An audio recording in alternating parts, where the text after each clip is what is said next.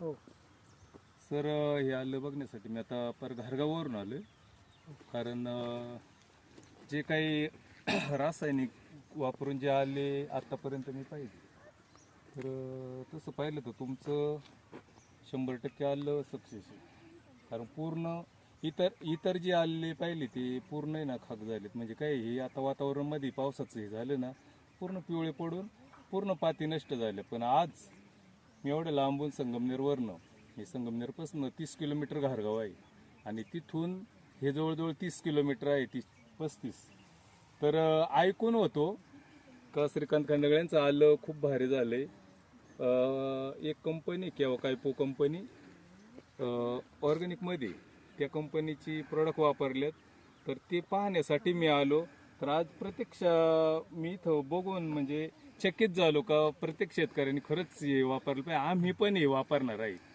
तर सर कुठली कुठली तुम्ही वापरली? आपण ॲग्रिएटी हां आणि ह्युमिक हां आणि ऑर्गॅनिक मॅन्युअर आणि इतर काही प्रॉडक्ट हे आपण ऑर्गॅनिक आल्यासाठी वापरलेले आहेत.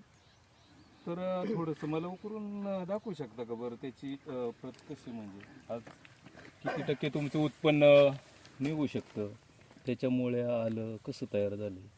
हां, भरपूर मुळे आहेत बरं का, भरपूर तयार झाले. तसं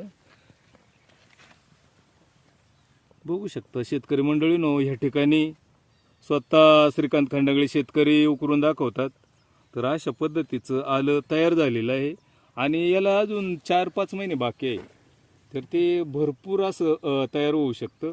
आणि आज प्रत्येक शेतकऱ्यांनी जसं श्रीकांत खंडगळ्यांनी वापरलं तसं आम्ही पण आणि इतरांनी पण हे यूज करावं. कारण कसं हा समोरचा रिझल्ट आहे, हिरवगार आला आहे. तर माझ्या माहितीनुसार आता